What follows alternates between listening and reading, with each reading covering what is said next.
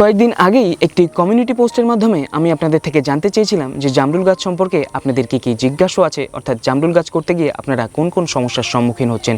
সেই পোস্ট থেকে উঠে এসেছে বেশ কতগুলো গুরুত্বপূর্ণ বিষয়, যেমন জামরুলের কুড়ি ছোট অবস্থায় ঝরে পড়ে যাওয়া, ফল ঝরে পড়ে যাওয়া, ফলের মধ্যে পোকা হয়ে যাওয়া, পাতার ডগা বাদামি বা কালো হয়ে যাওয়া, পাতা ঝরে যাওয়া এবং গাছ ডাইবাক হয়ে মারা যাওয়া।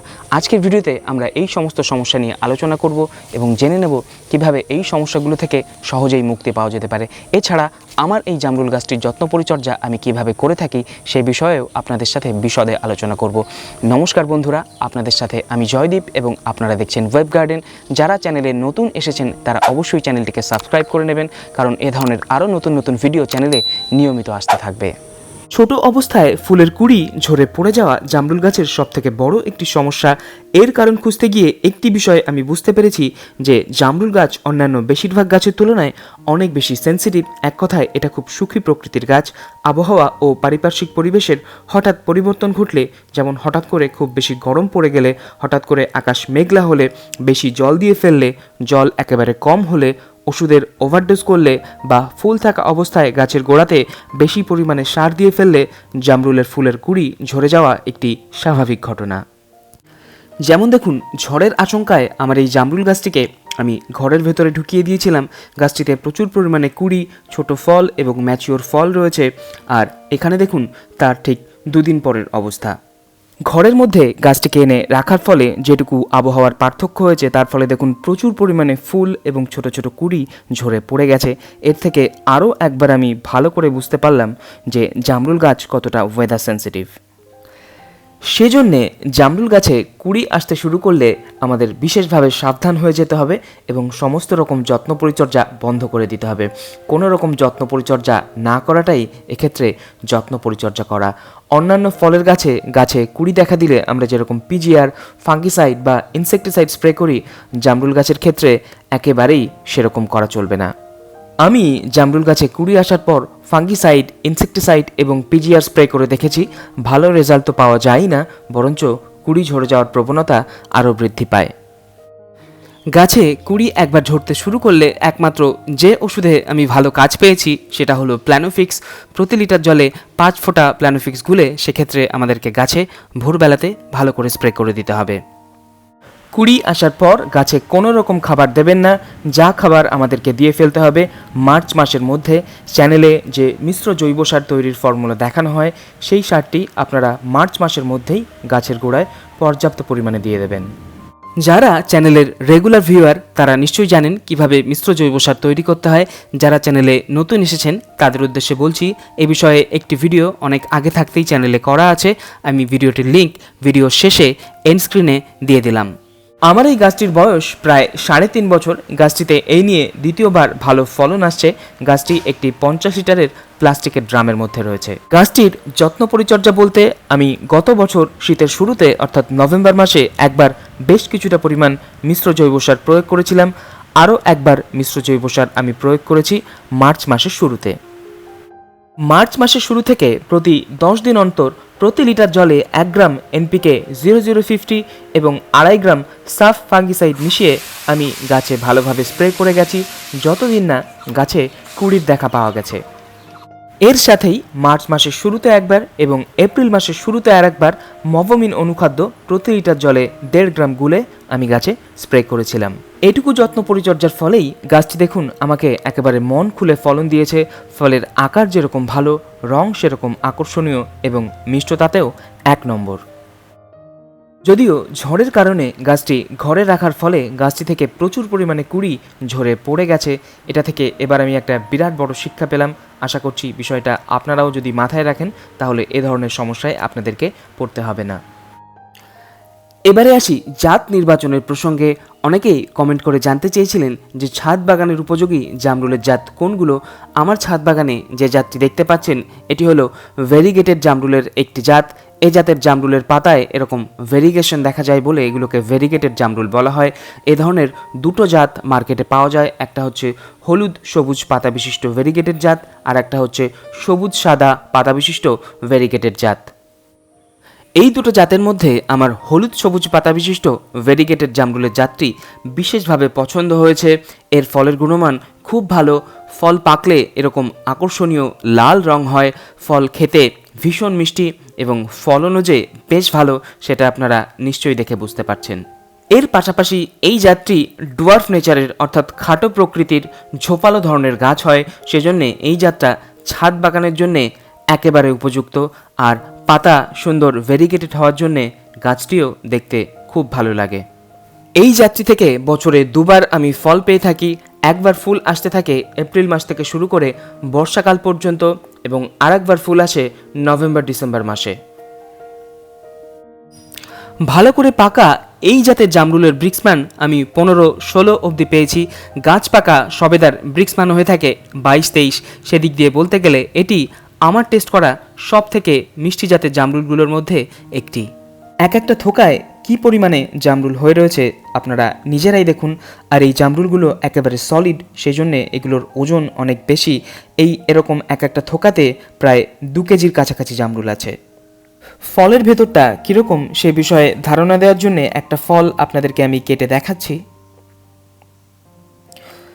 এর ভেতরটা দেখুন এরকম সলিড, কোনো রকম ফাঁপা অংশ বা বীজ থাকে না এবং এটা একেবারেই নিরেট এবং ওজনে বেশ ভারী।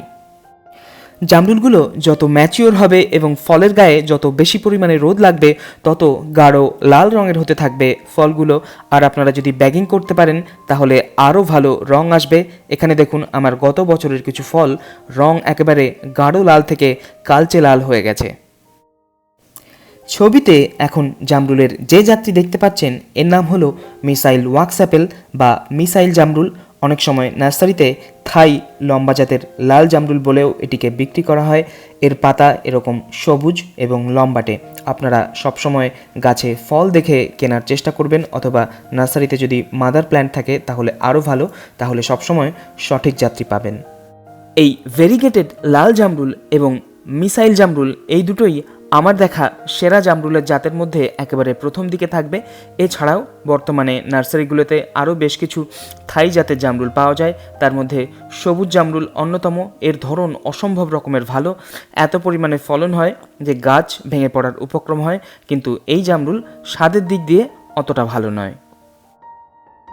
পাতার কিনারাগুলো এবং পাতার ডগা পুড়ে বাদামি হয়ে যাওয়া এই সমস্যার কথাও অনেকেই বলেছেন। এটা বেসিক্যালি একটা ফাঙ্গাল প্রবলেম। বাতাসের আর্দ্রতা যখন খুব বেশি থাকে, সেই সাথে তাপমাত্রাও খুব বেশি থাকে, তখন এই সমস্যাটা বৃদ্ধি পায়। যখনই গাছে নতুন পাতা আসবে তখন যদি আপনারা যে কোনো একটি সাধারণ ফাঙ্গিসাইড যেমন M45, সাফ অথবা ম্যানসার ব্যবহার করেন তাহলে এই সমস্যা গাছ থেকে সব সময় দূরে থাকবে। তবে গাছে একবার এই রোগের আক্রমণ হয়ে গেলে তখন আর বেসিক ফাঙ্গিসাইড স্প্রে করে ভালো রেজাল্ট পাওয়া যায় না, তখন আমাদেরকে সিস্টেমিক ফাঙ্গিসাইড প্রয়োগ করতে হবে। এক্ষেত্রে ভালো কাজ করে কার্বেন্ডাজিম গ্রুপের ছত্রাকনাশক। এই গ্রুপের ছত্রাকনাশক ভারতবর্ষে ব্যাভিস্টিন এবং বাংলাদেশে অটোস্টিন এই ব্র্যান্ড নামে পাওয়া যায়। এ ধরনের ফাঙ্গিসাইডের ডোজ প্রতি লিটার জলে 1 গ্রাম। জামরুলের বেশি ফলন, ফলের বেশি মিষ্টতার জন্যে মাটির একটি গুরুত্বপূর্ণ ভূমিকা রয়েছে। জামরুল যে কোনো ধরনের মাটিতে ভালো ফলন দেয় না। জামরুলের জন্যে একটু জৈব পদার্থ সমৃদ্ধ মোটা মাটি অর্থাৎ এঁটেলে মাটি বেশি উপযুক্ত। এই মাটিকে যদি আমরা সঠিকভাবে তৈরি করে নিতে পারি তাহলে আপনাকে আর পেছন ফিরে তাকাতে হবে না। চলুন দেখে নেওয়া যাক আমার জামরুল গাছটির জন্যে আমি কিভাবে মাটি প্রস্তুত করেছিলাম। এখানে দেখুন আমার সামনে রয়েছে 3টে টব, 2টো টব 12 ইঞ্চি ব্যাসের এবং ছোট টবটি 6 ইঞ্চি ব্যাসের। একেবারে বাঁদিকের টবটিতে রয়েছে পুরনো গোবর সার, মাঝের টবটিতে রয়েছে বিলের এঁটেলে মাটি বা মোটা মাটি এবং ডান দিকের ছোট টবটিতে রয়েছে কোকোপিট। এই 12 ইঞ্চি টবগুলোতে কম বেশি 10 কেজি মাটি ধরে। প্রতি 1 টব উপাদানের জন্য আমরা নিয়ে নেব 100 গ্রাম হাড় গুঁড়ো, 75 গ্রাম শিংকুচি, 75 গ্রাম নিমখোল এবং 5 গ্রাম কলিচুন অর্থাৎ পান খাওয়ার চুন। মাটি তৈরির কাজে আমি সাধারণত চুন ব্যবহার করি না, আমি অ্যাকোয়ামিক্স বা শঙ্খের গুঁড়ো ব্যবহার করে থাকি। কিন্তু যেহেতু আপনারা অনেকেই অ্যাকোয়ামিক্স জোগাড় করতে পারছেন না, সেই জন্যে আপনাদের দেখানোর জন্যে আমি এখানে চুনই ব্যবহার করলাম। মাটির মধ্যে দেখুন বেশ কিছু বড় বড় ঢেলা রয়েছে, এগুলোকে হাত দিয়ে ভেঙে ছোট করে নিতে হবে। তবে মাটি তৈরির সময় কখনোই মাটি চালুনি দিয়ে চেলে নিয়ে ব্যবহার করবেন না, এতে মাটি জমাট বেঁধে যাওয়ার সম্ভাবনা অনেক বেশি থাকে এবং সেই মাটিতে ভালো গাছ হয় না। মাটিতে যদি ছোট ছোট ঢিলা উপস্থিত থাকে সেটা সবসময় ফল গাছের জন্য বেশি উপযুক্ত। মাটি, কম্পোস্ট এবং কোকোপিট আমি একসাথে মিশিয়ে নিচ্ছি এবং এর মধ্যে দিয়ে দিচ্ছি হাড় গুঁড়ো, শিংকুচি, নিমখোল এবং চুন। ফল গাছের মাটি তৈরির জন্য আপনারা সবসময় মোটা দানা বা মাঝারি দানার হাড় গুঁড়ো বা শিংকুচি ব্যবহার করার চেষ্টা করবেন, কারণ এটা দীর্ঘদিন ধরে কাজ করে। একেবারে পাউডার ফর্মের যে হাড় গুঁড়ো বা শিংকুচি পাওয়া যায় সেটা খুব দ্রুত কাজ করে বিনষ্ট হয়ে যায় এবং এর মধ্যে ভেজাল থাকার সম্ভাবনাও অনেক বেশি থাকে। সমস্ত উপাদানকে একটি পলিথিনের তাঁবুর উপরে নিয়ে খুব ভালোভাবে মিশিয়ে নিতে হবে। তারপর এই সয়েল মিক্সের মধ্যে পর্যাপ্ত পরিমাণে জল দিয়ে মিশ্রণটিকে ভালোভাবে ভিজিয়ে দিতে হবে। তারপর পলিথিনের তাঁবু দিয়ে চাপা দিয়ে এই মিশ্রণটিকে অন্তত 1 মাস ফেলে রাখতে হবে। তারপর রৌদ্রে ভালোভাবে শুকিয়ে নিয়ে জামরুল গাছ বা যে কোনো ফলের গাছের জন্য এই মিশ্রণকে আপনারা ব্যবহার করতে পারেন। জামরুলের ভেতরে পোকা হয়ে যাওয়ার সমস্যা থেকে বাঁচতে আপনারা এ ধরনের সেক্স ফেরোমন ট্র্যাপ ব্যবহার করতে পারেন। এর ফলে জামরুলের ভেতরে পোকা হওয়ার জন্য দায়ী যে পোকা অর্থাৎ ফ্রুট ফ্লাইগুলো সবই এর মধ্যে আটকা পড়ে যাবে। এটাকে গাছের সাথে আমাদের ঝুলিয়ে দিতে হবে, তাতে করে এর গন্ধে আকৃষ্ট হয়ে ফ্রুট ফ্লাইগুলো এখানে আসবে এবং সবাই এর মধ্যে আটকা পড়ে যাবে। দেখুন এভাবে এটা আমি গাছ থেকে ঝুলিয়ে দিচ্ছি। এটা সম্পূর্ণ অর্গানিক একটা পদ্ধতি, এর ফলে ফলের গায়ে কোনো রকম কীটনাশক স্প্রে করার প্রয়োজন পড়বে না। ব্যাস, এই হয়ে গেল আমাদের সেক্স ফেরোমন ট্র্যাপ ইনস্টলেশন। আরও একটা জিনিস আপনারা করতে পারেন, ফলের গায়ে এ ধরনের কাপড়ের ব্যাগ পরিয়ে দিতে পারেন। এর ফলেও ফ্রুট ফ্লাই ফলগুলোকে ক্ষতিগ্রস্ত করতে পারবে না। দেখুন এইভাবে ফলগুলোকে আমরা একটা কাপড়ের ব্যাগ দিয়ে কভার করে দিচ্ছি। এই সিনথেটিক কাপড়ের ব্যাগগুলোর সুবিধা হলো এই ব্যাগগুলোকে আপনি আম, লেবু, পেয়ারা ইত্যাদি যে কোনো ফল কভার করতে ব্যবহার করতে পারেন। এগুলোকে আপনি লোকাল দর্জিকে দিয়ে খুব কম খরচে তৈরি করে নিতে পারেন। সেটা সম্ভব না হলে অনলাইন কেনার লিঙ্ক আমি ডেসক্রিপশন বক্সের মধ্যে দিয়ে দিলাম। ছাদ বাগানে জামরুল চাষ করতে গিয়ে যেটুকু প্র্যাকটিক্যাল অভিজ্ঞতা সঞ্চয় করেছি তার সবই আপনাদের সাথে শেয়ার করলাম। আশা করছি এভাবে যত্ন পরিচর্যা করলে আপনাদের গাছেও এরকম আকর্ষণীয় জামরুল প্রচুর পরিমাণে ফলবে। আশা রাখছি আজকের ভিডিওটি আপনাদের অনেকেরই কাজে আসবে। ভিডিওটি ভালো লেগে থাকলে অবশ্যই ভিডিওটিকে লাইক করবেন, বন্ধুদের মাঝে শেয়ার করবেন এবং কোনো রকম জিজ্ঞাসা থাকলে কমেন্ট বক্সে এসে কমেন্ট করতে দ্বিধা করবেন না। আর ওয়েব গার্ডেনের আগামী এপিসোডগুলো দেখতে হলে অবশ্যই চ্যানেলটিকে সাবস্ক্রাইব করে নেবেন এবং বেল আইকন প্রেস করে অল নোটিফিকেশন অন করে নেবেন। আজকের এপিসোড এখানেই শেষ করছি, আবার দেখা হচ্ছে আগামী সপ্তাহে। সবাই খুব ভালো থাকবেন, আপনাদের দিনটি শুভ হোক।